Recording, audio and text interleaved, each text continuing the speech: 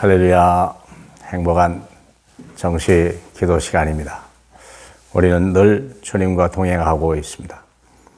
공원에 산책하는 사람들이 데리고 다니는 개를 보면 이 똑똑한 강아지는요, 항상 주인의 눈치를 보고 주님이 사람을 만나 이야기하는지, 또 이 주인이 어느 방향으로 갈지를 늘 주인의 모든 눈치를 살피고 주인의 발에 걸리지 않도록 뒤로 가기도 하고 앞으로 가기도 합니다.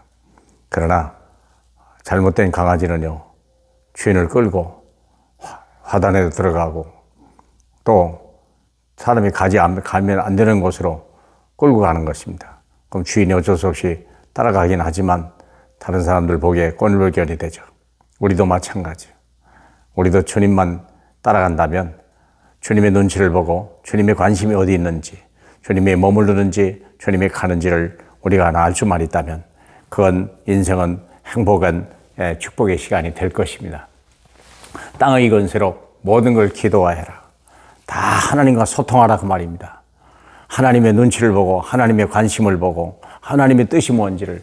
그래서 우리 사도행전 1장 14절에 보면 이 사람들이 이렇게 여자들과 예수의 어머니 마리아와 예수의 아우들과 더불어 마음을 같이하여 오로지 기도에 힘쓰더라 그랬어요. 기도했단 말은 하나님과 소통하고 있다는 뜻이고, 우리 하나님의 뜻이 무엇인지, 하나님이 우리에게 주신 것이 뭔지, 하나님이 정말 내게 요원하시는 것이 무엇인지 자꾸 확인하고 회복하고 또 우리가 하나님 앞에 응답받고 그러고 나가는 거예요. 우리의 걸음이, 인생의 걸음이 사람에게 있지 아니하고 오직 우리의 주인이신 여호와 하나님께 있는 걸 여러분 아시지 않습니까? 그러므로 우리는요, 이제는 땅의 권세로 기도해야 되는데, 빈 곳과 미래를 살리려면 반드시 필요한 게 뭐냐면 서밋 타임을 가져야 돼요. 서밋, 우리는 처음부터 서밋이었어요. 서밋 타임이란 말은 주님과 같이 동행하는 거예요. 주님의 뜻을 알고 주님의 명령을 가지고 나가는 거죠. 매일 아침. 시편 5편 3절에 보면 아침에 주께서 내 소리를 들으시리이다. 아침에 하나님 앞에 선시간에 오늘 할 일이 뭔지 하고 내가 무엇을 준비할지, 하나님의 뜻이 뭔지. 시편 42편 8절에 보니까 밤에 찬송이 있으니 내가 기도하리이다. 하루 일과를 다시 점검하고 우리가 무엇을 또 잘못했는지, 또 내일 위해서 미리 준비할 것이 무엇인지 우리가 생각할 수 있다면 제 인생은 정말 얼마나 행복하고 우리 주님과 함께하는 그 기쁨이 얼마나 많겠습니까? 뿐만 아니라 우리가 치유의 능력도 나타나는 거예요. 치유의 능력이에요. 모든 사람을 치유할 수 있는 것. 대화하고, 우리는 영적인 사람이기 때문에 어떤 사람에게는, 복음이 없는 사람에게는요, 우리가 상처를 받기 시작하고 상처를 줄 수도 있겠죠.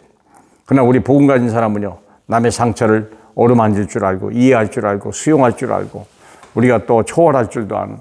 그래서 마음과 생각이 뇌에 각인되는데, 뇌에 각인된 건 영혼 속에 이게 나타나게 되죠. 그래서 이제 바꿀 수 없는 거예요. 그래서 우리가 이 속에서 과연 누릴 수 있겠냐. 풍랑이는 풍랑 속에서 바울이 누림을 갖고, 사자굴 앞에서 다니엘이 누림을 가졌고, 홍해가 범람하는 그 가운데서 제사장들이 발에 물을 잠길 때를 바라보고 나갔던 여호수아와 같이 과연 누림을 우리가 가질 수 있겠냐 하는 겁니다. 중요한 것은 내 마음과 생각이요. 빌립보서 4장 4절로부터 보니까 기뻐하라, 다시 말하노니 기뻐하라, 아무것도 염려하지 마라, 오직 기도와 간구로 너희 구할 것을 감사함으로 하나님께 아뢰라. 그리하면 지각에 뛰어난 하나님의 평강이 너희 마음과 생각을 지키시리라. 우리가 이런 하나님의 말씀 속에 내 마음과 생각을 둘 수 있다면 우리는 이미 하나님 나라 사람이고 우리를 이길 자가 없고요. 혹시 누가 우리를 건들고 우습게 볼지라도 그들은요, 큰 어려움을 당하는 거예요. 너를 저주하는 자 내가 저주하겠다고 약속했고, 너를 축복하는 자 내가 축복하겠다고 주님이 약속했습니다. 싸울 필요도 없고요, 마음 상할 이유도 없다. 그런 걸, 상처를 마음에 둘 필요도 없다. 우리 마음에 뭐 좋은 것만 돼야지 나쁜 걸 두면 안 돼. 상처 버려버려야 돼요. 그건 내가 어리석을 때, 내가 미련할 때, 내가 연약할 때 있었던 상처예요. 그건 더 이상 있으면 안 돼요. 마귀의 통로를 놔두면 안 돼요. 여러분 치유받기를 바랍니다. 그리고 또 문제 왔을 때는 기다리세요. 문제를 해결하려고 하지 마세요. 문제를 홍해 앞에 때 출애굽기 14절에 보니까 너희는 가만히 있어서 오늘날 너희를 향한 하나님의 구원을 보라. 어떻게 홍해를 갈랍니까? 절대 불가능한 거예요. 그건 우리가 할 수 없는 거예요. 딱 하세요. 내가 할 수 있는 것은 하세요. 할 수 없는 것은 기다리세요. 그러나 때가 오는 날이 있어요. 때가 있어요. 여호수아가 대제사장들에게 요단강을 들어가라 할 때 있어요. 그때는 도전하는 거예요. 여리고성 만나도 무너지는 거예요.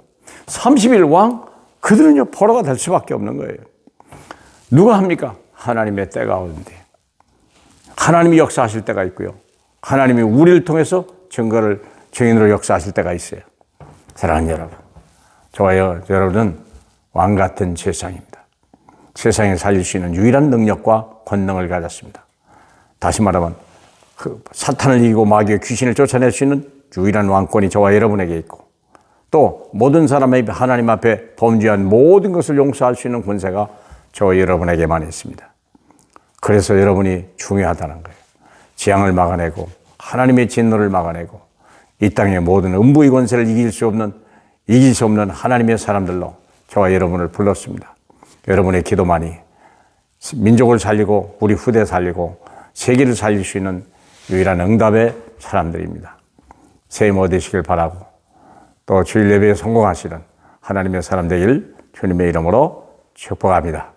우리 하나님 감사합니다. 기도할 수 있는 사람 되시니 감사합니다.